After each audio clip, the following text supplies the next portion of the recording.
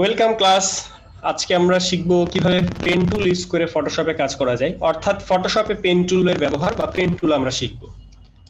সরাসরি আমরা চলে যাচ্ছি ফটোশপ সফটওয়্যারে। ফটোশপ সফটওয়্যার ওপেন করছি আমরা। এই মুহূর্তে আমি আছি ফটোশপ সিসি 2020 সফটওয়্যারে। এই মুহূর্তে আমি ওপেন করেছি ফটোশপ সিসি 2020 সফটওয়্যারটি। এখান থেকে ফাইল থেকে একদম উপরে আছে মেনু বার, মেনু বারে ফাইল থেকে নিয়ে যেতে হবে। ফাইল থেকে নিয়ে যে আমাদের একটা ডকুমেন্ট সেটআপ করতে হবে। ফাইল থেকে নিউ, যেটা শর্টকাট কন্ট্রোল এন। তো এখানে যে আমরা একটা ফাইলের সাইজ লিখলে সেই ফাইলটা আসবে। তো আমরা আজকে এইচডি কোয়ালিটি সাইজ নিয়ে কাজ করতে চাই, যেটা সাইজ 1280x720। আমরা এইচডি কোয়ালিটি সাইজ দিলাম এবং রেজোলিউশন এখানে 72 আছে, কালার মোড দেওয়া আছে আরজিবি। ক্রিয়েটে ক্লিক করার পর আমাদের একটা ফাইল আসলো, এই ফাইলটা এইচডি সাইজ। এবং এখানে আমরা পেন টুলের কোন একটা কাজ করব। তো পেন টুলের কাজ শিখতে হলে সব সময় আমরা যে কাজটা করি সেটা হচ্ছে এ বি সি ডি বা অক্ষরগুলো কাটাকাটি করে বা কপি করে আমরা একটা পেন টুলের ব্যবহার শিখি। আমরা কোন একটা ফন্টে এ লিখলাম, কোন একটা ফন্টে এ লিখলাম, বাট এটা অনেক ছোট দেখা যাচ্ছে না, এটা সাইজটাকে আমরা বাড়িয়ে 72 বা 72 করে দিলাম। তো এখানে দেখতে পাচ্ছি এটা লিখেছি বাট লেখাটা দেখা যাচ্ছে না। লিখেছি বাট দেখা যাচ্ছে না। পেন টুলের দিয়ে যে আমরা কাজ করব, কাটাকাটি করব, দেখাই তো যাচ্ছে না। তো যে লেখাটা হয়েছে সেই লেখাটার কালার আসলে সাদা, যে কারণে আমার ব্যাকগ্রাউন্ডের সাথে মিলে গেছে। এখানে আমরা সেই কালারটা চেঞ্জ করে ব্ল্যাক কালার দিয়ে দিলাম। এখন দেখতে পাচ্ছি যে আমরা একটা লিখেছিলাম, লেখাটা হচ্ছে এ। তো এই যে একটা এ লিখেছি, এটা কিন্তু আমাদের লেখা হয়ে গেছে এবং তারপরে কালার আমরা চেঞ্জ করেছি। এটা সাইজ কিন্তু 72 পিটি আছে। এটাকে চাইলে আমরা আরো বড় করতে পারি, যেটা আমরা শিফট ধরে টেনে বা শিফট ছাড়াও টেনে করতে পারি। তো এই যে এ আমরা একটা লিখলাম, এই এটা লেখার পর এই যে এটা যে লেয়ারে আছে সেই লেয়ারটা আমরা টোটালি লক করে রাখবো। এই যে আমাদের এখানে যে লেয়ার বক্স আছে, তো লেয়ারের প্যানেলের উপরে আমাদের একটা লকের আইকন আছে, এখান থেকে লেয়ারকে লক করা হয়। একটা লেয়ারকে ক্লিক করে সেই লেয়ারটাকে সিলেক্ট রেখে লকে ক্লিক করলে সেটা লক হয়ে যায়। এই মুহূর্তে আমার লেয়ার কিন্তু ফুললি লকড, এটা কিন্তু আর মুভ করবে না। এবার আমরা চলে যাচ্ছি আমাদের পেন টুল নামে একটা টুলে, যেটা সিসি ভার্সনে আমাদের পেন টুলটা আছে। এখানে হয়তো বা আপনার ভার্সন একটু উপরে বা ডান সাইডে বাম সাইডে থাকতে পারে। এই টুলটার নাম হচ্ছে পেন টুল, যেটা শর্টকাট পি। ওকে, এবার আমরা জাস্ট যে কোনো একটা বিন্দু থেকে শুরু করব। যদি আমি এখান থেকে শুরু করি তাহলে বাম সাইড দিয়ে ঘুরে আসতে পারি, আবার এখান থেকে শুরু করে ডান সাইড দিয়ে ঘুরে আসতে পারি। আমরা যে কোনো এক সাইড থেকে শুরু করে একমুখী হব, অর্থাৎ একবার ডান সাইডে গেলাম আর একবার বাম সাইডে গেলাম। যেমন ধরেন এ কাটার সময় আপনি গেলেন ডান দিকে, অর্থাৎ আমি এখান থেকে শুরু করে ডান দিকে যাচ্ছি। আবার দেখা গেল বি কাটার সময় আপনি ওই সাইডে যাচ্ছেন। তো এইগুলো না করে আমরা যে কোনো এক সাইডে যাব। যদি আমি এখন ডান সাইডে যেতে চাই, আমি এখানে ক্লিক করছি, ক্লিক করার পর আমি এখানে একটা ক্লিক করছি, ঠিক এই বিন্দুতে চলে আসলাম আমি। তো এই যে এক বিন্দু থেকে আরেক বিন্দুতে যে ক্লিক করা, এখন আমি যে ক্লিক করলাম ঠিক মতো আসলো না। যদি আমার এখানে রাবার ব্যান্ড থাকতো সেই ক্ষেত্রে আমি দেখতে পারতাম যে আমার কতটুকু যাচ্ছে, কতটুকু ডিস্টেন্সে যাওয়া দরকার, মাউসের মুভমেন্ট কতটুকু করা দরকার, সেগুলো বুঝতে পারতাম। এখন কথা হচ্ছে রাবার ব্যান্ডটা আসলে কি। রাবার ব্যান্ড হচ্ছে এই যে উপরে আমাদের সেটিং আছে, অর্থাৎ পেন টুলে সিলেক্ট থাকা অবস্থায় এই যে উপরে একটা সেটিং পাবো আমরা কন্ট্রোলের মধ্যে। এখানে ক্লিক করার পর এই রাবার ব্যান্ডটা আমরা অন করে দিতে পারি, রাবার ব্যান্ডটা অন অফ করা যায়। অর্থাৎ এই রাবার ব্যান্ডটা থাকলে আমি যদি আবার প্রথম থেকে শুরু করি কাজটা, আমি এই বিন্দুতে ক্লিক করছি, ফার্স্টে আমি এই বিন্দুতে ক্লিক করব। আমি একটু জুম করে নিলাম, খুব বেশি জুম করব না। ওকে, এরপর আমরা রাবার ব্যান্ড দেখে আমরা বুঝতে পারছি আমার কোথায় যাওয়া উচিত, রাবার ব্যান্ডটা সোজা আছে কিনা বক্র আছে, সেই জিনিসগুলো আমরা রাবার ব্যান্ড দেখে কাজ করতে পারি। আমরা এই পর্যন্ত চলে আসলাম। এরপরে আমরা নিচের দিকে চলে যাচ্ছি। আমরা এই ডান দিকে যেহেতু কাজ করছি, প্রত্যেকটা অক্ষরের ক্ষেত্রে আমরা ডান দিকেই কাজ করব। তো এই পর্যন্ত আসার পর আমরা এই পর্যন্ত সোজা সরলরেখা ভাবে আসলাম। আসার পর দেখতে পাচ্ছি এটা কার্ভ। এই কার্ভ হওয়ার জন্য আমরা একটু ডিস্টেন্স মেপে নিয়ে একটু বেশি ডিস্টেন্সে যেয়ে মাউস ক্লিক করে ধরে একটু সামনের দিকে ড্র্যাগ করে আগাবো। অর্থাৎ আমি কিন্তু এখানে মাউস ছেড়ে দিই নাই, আমার মাউস কিন্তু ড্র্যাগ করে ধরে সামনের দিকে আগানো হচ্ছে। মাউসটা যদি আমি ছেড়ে দিতাম তাহলে এটা সমানরূপ ভাবে আসতো। আমি জাস্ট এখানে একটা ক্লিক করলাম, এটা হচ্ছে আমি মাউস ছেড়ে দিয়েছি, জাস্ট একটা ক্লিক করে মাউসটা ছেড়ে দিয়েছি। এখন কিন্তু এটা আর আমি কার্ভ করতে পারছি না। হয়তো অন্য টুল করা যায়, সেগুলো অ্যাডভান্স টুল। আচ্ছা, এখান থেকে আমরা নির্দিষ্ট ডিস্টেন্সে যে আমরা জাস্ট মাউসে ড্র্যাগ করে ধরে টানবো, সামনের দিকে পেছনের দিকে টানলে এই যে কার্ভটা রেখাটা বক্র হয়। অর্থাৎ আমি যদি ডান দিকে টানি তাহলে রেখাটা বাম দিকে যাচ্ছে, আবার যদি ডান দিকে টানি তাহলে বাম দিকে যাচ্ছে, এরকম একটা ব্যাপার স্যাপার এখানে আছে। তো আমি এখানে জাস্ট ড্র্যাগ করে ধরে ডান দিকে বা বাম দিকে যে আমার সেই এটার উপরে যতটুকু আমার সম্ভব মিলানো ততটুকু আমি ম্যাচ করে ফেললাম। এরপর আমি নির্ধারিত ডিস্টেন্সে চলে গেলাম, আমার শেপটা শেষ করলাম এই সাইডে। শেষ করার পর আমি এই নিচের দিকে চলে আসছি এই সাইডে। তো এই সাইডে এসে শেপটা আমি শেষ করলাম এখানে। এরপর আমার এখানে কিন্তু আবার কার্ভ, যেহেতু কার্ভ যে অংশগুলো অর্থাৎ কার্ভ করতে গেলে বা বাঁকা করতে গেলে আমাদেরকে ড্র্যাগ করে ধরে রাখতে হয়। এখন কেউ যদি এখানে একদম এতটুকু যে একসাথে ড্র্যাগ করতে চায়, এতটুকু কিন্তু হয় না, এতটুকু কিন্তু হয় না। অর্থাৎ 90 ডিগ্রি অ্যাঙ্গেল হবে, 90 ডিগ্রির বেশি অ্যাঙ্গেল হবে না। অর্থাৎ আমরা পেন টুলে যখন কাজ করব সেটা যাতে 90 ডিগ্রির উপরে না হয়। যেমন এই পর্যন্ত গেলে আমাদের 90 ডিগ্রির থেকেও বেশি কার্ভ হবে, যে কারণে 90 ডিগ্রি পর্যন্ত আমাদেরকে যেতে হবে। তো আমরা এটাকে একটু শর্ট করে ফেলি, এত বড় ডিস্টেন্সে না যে আমরা একটু শর্ট করে ফেললাম, অর্ধেক করে ফেললাম। তো এতটুকু ডিস্টেন্সে কিন্তু আমরা খুব ইজিলি চলে যেতে পারি। ওকে, আমরা এতটুকু ডিস্টেন্সে চলে গেলাম। এরপরে আমরা এইখানে ডিস্টেন্সে যাব, কিন্তু দেখেন এই যে কার্ভ করলাম, এই কার্ভ করে যে এই ডিস্টেন্সে যাব সেটা যেতে পারছি না। সেটা কেন যেতে পারছি না? এর কারণ হচ্ছে এটা কার্ভ করা, যেহেতু কার্ভ করা ছিল সেহেতু এটা কার্ভ এখন আছে। অর্থাৎ আমরা কার্ভ করেছিলাম কিছুক্ষণ আগে, কিন্তু সেটার ফল এখনো বিদ্যমান আছে। অর্থাৎ আগেও কার্ভ করেছিলাম, আগে যে কার্ভটা করেছিলাম সেই কার্ভ করাটা এখনো আছে, যে কারণে আমরা এই বিন্দুতে যেতে পারছি না। এইটা যেহেতু কার্ভ সেহেতু আমরা এখানে যেতে পারছি না। তখন আমাদের উচিত হচ্ছে এই বিন্দুটা এখান থেকে কেটে আসা, এই বিন্দুটা এখান থেকে কেটে আসা। অর্থাৎ এই রেখাটাকে আমরা এখান থেকে কাটলে আবার সরল রেখা হয়ে যাবে।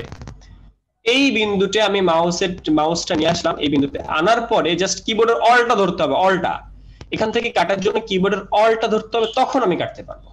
অলটা যদি আমরা না ধরি তাহলে কিন্তু কাটা যাবে না, অলটা ধরে ঠিক এই পয়েন্টে এসে কাটতে হবে। এবার আমরা আমাদের সামনে অগ্রিম যে পোস্ট ইয়েটা আছে, বিন্দুটা আছে, সেখানে আমরা আগাই। তো সেই পর্যন্ত যে আমরা মোটামুটি সেখানে এই শেপটা এখানে কার্ভটা ক্লোজ করলাম। এখন আমি আবার এই দিকে যেতে চাই, এখন আমি এদিকে যেতে চাই বাম সাইডে, কিন্তু যেতে পারছি না। কারণ কি? কারণ হচ্ছে আমার এই যে শেপটা, এই শেপটা আবার সেই কার্ভ রয়ে গেছে। অর্থাৎ আমরা যেমন এক কাপ চা খাই, এক কাপ চা খাওয়ার পর কিন্তু আমরা কেউ পানি খাই না। এক কাপ চা খাওয়ার পর আমরা পানি খাই না এই কারণে যে আমাদের মুখের মধ্যে একটা রেশ রয়ে যায়, একটা চায়ের ফ্লেভার রয়ে যায়। তো এখানে আমার কাজ শেষ, বাট ফ্লেভারটা এখনো বিদ্যমান। আমার কাজটা শেষ, বাট ওই কাজটা করার কারণে যে একটা যে কার্ভটা হয়ে আছে, রেখাটা ঘুরে আছে, বক্ররেখা হয়ে আছে, ওটা এখন শেষ হয় নাই। এটাকে শেষ করতে হবে, এই জন্য এই বিন্দুতে যেতে হবে, মাঝখানে যে পয়েন্টটা সেই পয়েন্টে যেতে হবে, বাট অলটা ধরে ক্লিক করতে হবে। ওইখানে যাওয়ার পরে এই যে মাউসের অলটা ধরবো আমরা এখানে, যে তারপর এটা ক্লিক করলে এটা কেটে যায়, তখন সরলরৈখিক ভাবে আবার আগানো যাবে। আমরা তো আগেই বলেছি যে 90 ডিগ্রি পর্যন্ত যাওয়া যাবে না, অর্থাৎ এত বড় ডিস্টেন্সে যাওয়া যাবে না, যে কারণে আমরা আন্ডু করলাম কন্ট্রোল অল্টার জেড দিয়ে, এবং আমরা শর্ট ডিস্টেন্সে যাচ্ছি, শর্ট ডিস্টেন্সে আমরা যাচ্ছি, এবং আমরা এই ডিস্টেন্সটা নিয়ে এটা শেষ করলাম। এরপর আমরা সামনের দিকে আবার এগোচ্ছি, সামনের দিকে আমরা নির্দিষ্ট একটা দূরত্বে যেয়ে সেটাকে আবার মাউস দিয়ে ড্র্যাগ করে ধরে সামনে পেছনে করে আমরা এই শেপটা মেক করলাম। এরপর আমরা আবারও সামনের দিকে আগাচ্ছি, সামনের দিকে বিভিন্ন কার্ভ আছে, সেহেতু আমরা একটা ডিস্টেন্সে যে আমরা মাউসের টান দিয়ে টানাটানি করে আমরা এরকম একটা শেপকে মিলাতে পারি। বাট দেখছি এখন পর্যন্ত মিলছে না, দেখি এটা মিলানো যায় কিনা। দেখে মনে হচ্ছে এখানে মিলানো কষ্টকর, যে কারণে আমরা একটু আন্ডু করে একটু একটু পেছনে যাই, অর্থাৎ এখানে একটু বেশি কার্ভ চলে আসছিল, আমরা একটু পেছনে যে দেখি এই পর্যন্ত মিলানো যায় কিনা। ওকে, তাও আমাদের দেখছি যে কিছু একটু প্রবলেম করছে, সেক্ষেত্রে আরেকটু পেছনে গেলাম। ওকে ফাইন, এই পর্যন্ত এসে আমরা জাস্ট মাউস ক্লিক করে দেখলাম যে সুন্দর করে মিলানো যাচ্ছে। ওকে, এই পর্যন্ত মিলানো। এরপর আমাদের যে নির্দিষ্ট যে বিন্দুটা সামনে সেটার পর্যন্ত যেতে হলে আমরা দেখি এখান থেকে যাওয়া যাবে কিনা। ওকে, এই পর্যন্ত যাওয়া যাচ্ছে ইজিলি। এরপরে দেখতে পাচ্ছি যে এটা কার্ভ, এটাকে কাটতে হবে। এটাকে কাটার জন্য এই বিন্দুতে যে অলটা ধরে ক্লিক করতে হবে, অর্থাৎ অলটা ধরে যখন আমরা ক্লিক করছি তখন আমাদের এটা কেটে যাচ্ছে, এবং তারপর আমরা এখানে যে ক্লিক করলে এটা মিলে যাচ্ছে। অর্থাৎ আমরা যে বিন্দু থেকে শুরু করেছিলাম এর চারপাশ দিয়ে ঘুরে আবার সেই বিন্দুতে এসে শেষ করেছি। অর্থাৎ বাইরের যে পার্টটা সেটা কিন্তু আমাদের ফুললি কমপ্লিট। এখন আমাদের ভেতরের পার্টটা করতে হবে। একটা এ আমরা কাটবো, বাট বাইরের পার্ট আছে, একটা ভিতরের পার্ট আছে। তো বাইরের পার্টটা আমরা ফুললি কেটে ফেলেছি, এবার আমরা ভেতরের পার্ট কাটছি। তো ভেতরের পার্ট কাটার জন্য আমরা যে কোনো একটা বিন্দু থেকে শুরু করতে পারি। আমি এই বিন্দু থেকে শুরু করে সরলরেখিকভাবে চলে গেলাম এখানে। এরপর দেখতে পাচ্ছি এটা কার্ভ, যেহেতু কার্ভ সেহেতু আমরা একটু কার্ভ করে নিলাম। এখন এইখানে আমাদের কিন্তু এই কার্ভটা কেটে আসতে হবে, কারণ এখানে যাচ্ছে না, এই পর্যন্ত গেলে আমাদের এই শেপটা ভালো থাকে না, যে কারণে এখানে আমাদের অলটা ধরে কেটে ফেলতে হবে। এরপর একটু ডিস্টেন্স নিতে হবে, ডিস্টেন্স নিয়ে সেটাকে আমরা ওই শেপটা বানিয়ে ফেললাম। এরপর আমরা উপরের দিকে যাই, অর্থাৎ এরপরে নেক্সট যে শেপটা আছে সেদিকে আমরা যাব।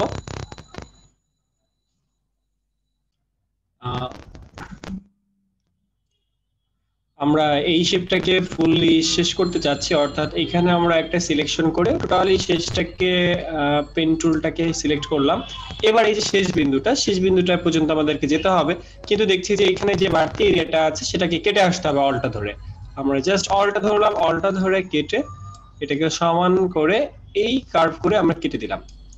এই পর্যন্ত যখন আমাদের হয়ে যাবে তখন দেখা গেল যে আমাদের বাইরের পাশ এবং ভিতরের পাশ দুটো আমাদের সিলেক্ট করা হয়ে গেছে। এবার আমরা জাস্ট কিবোর্ডের কন্ট্রোল আর সাথে এন্টার, কিবোর্ডের কন্ট্রোল এবং এন্টার একসাথে সিলেক্ট ক্লিক করলে আমাদের এরিয়া সিলেকশন হয়। অর্থাৎ যে যতটুকু শেপটা আমার ছিল যতটুকু আমি সিলেক্ট করেছি ততটুকু আমার এরিয়াটা সিলেক্ট হলো। এরপর নতুন একটা লেয়ার নিলাম এবং সেই লেয়ারে আমরা কালার অ্যাপ্লাই করলাম। এই কালারটা অল্টা ব্যাক স্পেস বা কন্ট্রোল ব্যাক স্পেস দিয়ে আমরা করতে পারি। আমরা এই যে শেপটা এটা আমরা কেটেছি, তো এইখানে প্রথম যে এটা যেটা লক করা বা ব্ল্যাক কালারের যেটা, এটা কিন্তু আমাদের ফুললি একটা টেক্সট। আর এই যে গ্রিন এটা যে কালার স্কাই ব্লু যে কালারটা, এই স্কাই ব্লু কালারের যে এটা কিন্তু আমাদের শেপ। এটা কোনো টেক্সট না, এটা কিন্তু চেঞ্জ হবে না। এটা এর জায়গায় যে বি হবে তা কিন্তু না, এটা কিন্তু আর বি হবে না, কারণ এটা শেপ। কিন্তু এখানের যে অর্থাৎ টেক্সট টুলে যেটা আমরা সেটাকে লক আনলক করি, এটা কি কিন্তু এর জায়গায় বি বানানো সম্ভব, বা এর জায়গায় ছোট বড় করা সম্ভব, বা এর জায়গায় ফন্টও চেঞ্জ করা সম্ভব, এর জায়গায় ফন্টও চেঞ্জ করা সম্ভব, বা এর জায়গায় বি বানানো সম্ভব, এর জায়গায় অন্য কিছু দেওয়া সম্ভব। ঠিক আছে, বাট বাট এই যে যেটা আমরা কাটলাম সেটাকে কিন্তু সম্ভব না, কারণ এটা একটা শেপ। এটা ফুল একটা শেপ, এটা দেখতে এর মতো বা এর একটা শেপ। এই হচ্ছে পেন টুলে কাটাকাটি করা। আমরা ঠিক একে যেভাবে কাটলাম অন্য অক্ষরটাকে আমরা ঠিক সেভাবে কাটতে পারি। তো প্রথমত যারা আমরা পেন টুলে আজকে প্রথম কাজ করছি, আমাদের সবারই কাজ করা উচিত এ থেকে জেড পর্যন্ত। অর্থাৎ এ থেকে জেড পর্যন্ত আমি প্রত্যেকটা অক্ষর কাটবো, প্রত্যেকটা ছোট হাতের অক্ষর কাটবেন। ছোট হাতের অক্ষর কেন কাটতে বলা হয়? কারণ হচ্ছে আমরা যদি একটা বড় হাতের এ নেই, তাহলে যে ব্যাপারটা হবে, আমরা একটু অন্য লেয়ারে নেই, আমরা এই লেয়ারের জায়গায় থেকে নতুন একটা লেয়ারে আমরা এ নিলাম, বড় হাতের এ, এবং এটার ফন্টটা সিলেক্ট করে আমরা একটু ভালো ফন্ট দিতে চাচ্ছি। ওকে ফাইন, একটা ফন্ট আমরা পেয়েছি। তো এই যে একটা ফন্ট, এটা দেখেন একদমই সরলরৈখিক, অর্থাৎ এখানে সবই সরলরৈখিক। এখানে যদি আমি কাজ করতে চাই, এখানে কিন্তু কোনো কার্ভ করতে হবে না। এই যে লেয়ারটা, এই লেয়ারটাকে যদি আমি লক করে এখানে কাজ করতে চাই, তাহলে পেন টুল দিয়ে কিন্তু এখানে কার্ভ করার কোনো অপশন নাই, অর্থাৎ সবকিছুই সমান। এটা করে পেন টুল প্র্যাকটিস হবে না। পেন টুল প্র্যাকটিস করার জন্য বা পেন টুল শেখার জন্য আমাদেরকে ছোট হাতের অ্যালফাবেট গুলো কাটতে হবে। আমরা এ থেকে জেড পর্যন্ত প্রত্যেকটা অক্ষর আমরা কেটে ফেলবো, এ থেকে জেড পর্যন্ত ছোট হাতের, বিশেষ করে এ, জি, ও, কিউ, এগুলো খুবই ইম্পর্টেন্ট। এইগুলো প্রত্যেকটা অক্ষর ভালোভাবে কাটা শিখতে হবে। আমি এই ভিডিওতে যেভাবে দেখিয়েছি ঠিক অবিকল এইভাবে কপি করতে হবে। আমরা যখন এ থেকে জেড পর্যন্ত পুরোপুরি কাটতে পারবো, তখন আমাদের পেন টুলটা হাতে চলে আসবে, অর্থাৎ পেন টুলে মোটামুটি আমরা পারদর্শী হব। আর যখন আমরা পেন টুলে মোটামুটি পারদর্শী হব, তখন আমরা বিভিন্ন যে প্রোডাক্ট আছে সেগুলো আমরা কাজ করতে পারি। যেমন ধরেন এখানে যে একটা জুতা আছে, এই জুতার পাথ তৈরি করবো, অর্থাৎ এই জুতাকে আমরা জেপিজি থেকে পিএনজি তে কনভার্ট করব, বা ব্যাকগ্রাউন্ডকে আমরা সাদা করব, অর্থাৎ বিফোর আফটারের একটা ভিউ তৈরি করব। এই ইমেজটাকে আমরা ফটোশপের মধ্যে নিয়ে আসলাম এবং এটাকে ফুললি পেন টুলেই করতে হবে। তো আমরা এই যে জুতাটা, এই জুতাটাকে আমরা এখন জেপিজি থেকে পিএনজি করব। আমরা জাস্ট একটা ইমেজকে কপি করে রাখলাম। তো এখানে আমাদেরকে সেই পেন টুল নিয়ে কাজ করতে হবে। পেন টুল নিয়ে খুব সূক্ষ্মভাবে প্রত্যেকটা পয়েন্ট আমাদের কাটতে হবে। যে কোনো একটা জায়গা থেকে যদি আমরা শুরু করি, তাহলে আমরা সামনের দিকে যত অ্যাডভান্স হব তত সুন্দরভাবে আমরা জুতাটাকে কাটতে পারবো। আমরা এখানে বাড়তি অংশটা অলটা ধরে কেটে দিলাম। এবার এই ডিসটেন্সে যে হালকা করে কার্ভ করে দিলাম।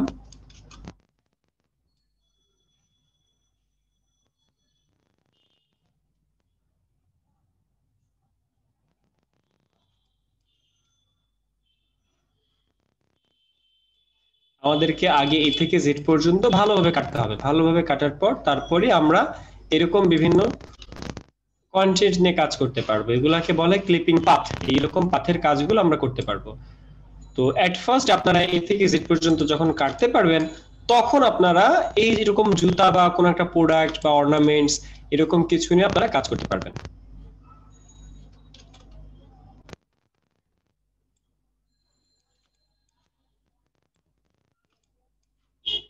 এখন এই পর্যন্ত আসার পর দেখা গেল জুতার ফিতাটা আছে, যেহেতু জুতার ফিতা আছে, জুতার ফিতাটা তো আমাদের কাটতে হবে এবং টোটাল আমাদের দুটো জুতা একসাথে যদি আমরা কাটি কোনো প্রবলেম নাই, যে কারণে আমরা এই ফিতা পর্যন্ত একটু অ্যাডভান্স হলাম।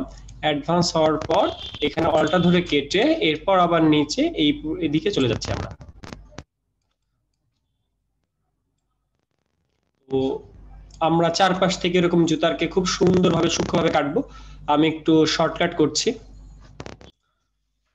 ধরেন আমরা পুরোটা যখন শেষ করলাম, ধরেন আমি পুরোটা শেষ করলাম, তো যতটুকু আমি শেষ করব ততটুকুকে আমরা সিলেক্ট করতে হবে। ধরেন আমি পুরোটা শেষ করলাম, অর্থাৎ আপনাদেরকে পুরোটা শেষ করতে হবে। শেষ করার পরে আমরা যখন কন্ট্রোল এন্টার দিব তখন আমাদের এরিয়া সিলেক্ট হবে। কিন্তু আমরা তো জানি যে কোনো একটা ইমেজকে এডিট করতে বা ডিলিট করতে হলে অবশ্যই সেই লেয়ারটাকে রাস্টারাইজ করতে হয়, কিন্তু এখানে দেখছি যে এই লেয়ারটা রাস্টারাইজ করা না। দ্যাটস ওয়াই কিন্তু কোনো কাজ হবে না। এখানে রাইট ক্লিক করে রাস্টারাইজ লেয়ার আগে করে নিতে হবে, তারপর আমরা ডিলিট দিলে কিন্তু এই জুতাটা ডিলিট হলো, অর্থাৎ এই জুতার যে ব্যাকগ্রাউন্ড ছিল সেই ব্যাকগ্রাউন্ডটাকে কিন্তু ডিলিট হলো। তো এইভাবে আমরা এ থেকে জেড পর্যন্ত যখন কাটবো তখন আমাদেরকে বাকি যে কাজগুলো আছে, অর্থাৎ জুতার ইমেজ কাটা, অর্নামেন্টস এর ইমেজ কাটা, এরকম বিভিন্ন ইমেজ আমি গ্রুপে দিয়ে দিব, আপনারা কাজ করবেন। দেখতে পাচ্ছি এখানে যে একটা জুতা ছিল, তো জুতাটাকে আমরা টোটালি জেপিজি থেকে পিএনজি করে ফেলেছি। তো এই জুতাটাকে জেপিজি থেকে পিএনজি করে ফেলতে পারি, অর্থাৎ আফটার আর বিফোরের যে ব্যাপারটা, এখানে আফটার আর বিফোর ভাবে আমরা সাজাতে পারি যে এটাকে ব্যাকগ্রাউন্ড রিমুভ করা হয়েছে।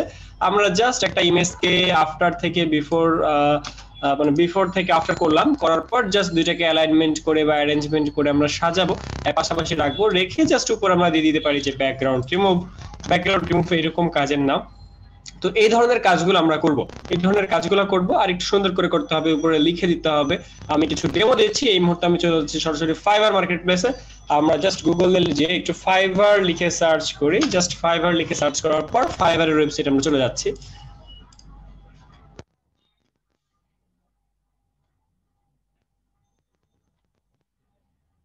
আমরা ফাইবার মার্কেট প্লেসে এসে জাস্ট আমরা এখানে লিখবো ব্যাকগ্রাউন্ড রিমুভ। ব্যাকগ্রাউন্ড রিমুভ লিখলে আমাদের এটা চলে আসবে, ব্যাকগ্রাউন্ড রিমুভাল। তো ব্যাকগ্রাউন্ড রিমুভালের মধ্যে এরকম ইমেজ প্রচুর পাবো আমরা, বিশেষ করে দেখি আপনাদেরকে, যেহেতু জুতার অ্যাড দেখিয়েছি, আমরা জুতা রিলেটেড কোনো একটা আইটেম নিয়ে কাজ করতে পারি, অর্নামেন্টস নিয়ে কাজ করতে পারেন, আপনারা কাঠের চেয়ার নিয়ে কাজ করতে পারেন, ঠিক আছে? এরকম বিভিন্ন ইমেজকে নিয়ে আমরা কাজ করতে পারি। জাস্ট আমরা বিফোর আর আফটার দুই সাইডে দুটো লিখে আমরা জাস্ট ব্যাকগ্রাউন্ডটাকে রিমুভ করে দিব। আমি বেশ কিছু ডেমো আপনাদেরকে দেখাচ্ছি। গুগল আমরা জাস্ট গুগল থেকে fiverr.com এ যে আমরা একটা ইমেজ এই মুহূর্তে দেখাচ্ছি, যেখানে এই অর্নামেন্টসটা ছবি তোলা ছিল, পরবর্তীতে সেটাকে জেপিজি থেকে পিএনজি করা হয়েছে এবং তার পেছনে একটা ব্যাকগ্রাউন্ড অ্যাড করে দেওয়া হয়েছে। এটা বিফোর আর আফটার ব্যাকগ্রাউন্ড রিমুভাল সার্ভিস। এখানে আরেকটা অর্নামেন্টস আমরা দেখতে পাচ্ছি, এরকম বিভিন্ন কাজ সে করে থাকে, এই তার একটা প্যাকেজ। এরকম করে আমরা বিভিন্ন কাজ করে দিতে পারি ক্লায়েন্টকে। যেমন এখানে একটা ব্যাগের ছবি আছে, এখানে একটা মেয়ের ছবি আছে, এখানে একটা আলপনা, এখানে কিছু ড্রেস, এরকম ভাবে বিভিন্ন ছবি আমরা বিভিন্ন ভাবে ক্লায়েন্টকে ব্যাকগ্রাউন্ড রিমুভ করে দিতে পারি। ঠিক আছে? ই কমার্স সেক্টরে এই কাজগুলো প্রচুর পাওয়া যায়, দ্যাটস ওয়াই এই সেক্টরে কাজ খুবই বেশি। এবং আমরা এই সেক্টরে যেহেতু পেন টুল শিখছি এবং আমরাও ফার্স্টে এই সব টুলস দিয়ে আমরা ব্যাকগ্রাউন্ড রিমুভ করব। আমি সবাইকে এইচডব্লিউ দিচ্ছি এরকম কিছু ইমেজ, যেগুলো আপনারা করে গ্রুপে জমা দিবেন। সবাইকে ধন্যবাদ। আজকে ক্লাস এই পর্যন্তই। আপনাদের আজকে জাস্ট পেন টুল শিখতে হবে এবং পেন টুলে প্রচুর কাজ করতে হবে। পেন টুলে অনেক কাজ আছে, অনেক প্র্যাকটিস করতে হবে। দ্যাটস ওয়াই আমি যতগুলো কাজ দিচ্ছি সবগুলো কাজই আপনাদেরকে করতে হবে। তো ফার্স্টে আমরা পেন টুল শিখবো, এরপর এই থেকে জেড পর্যন্ত কাটবো, কাটার পর তারপর আমরা প্রোডাক্ট হাতে নিব এবং প্রোডাক্টকে এরকম আফটার আর বিফোর বানাবো। ওকে ক্লাস, সবাইকে ধন্যবাদ, থ্যাংক ইউ।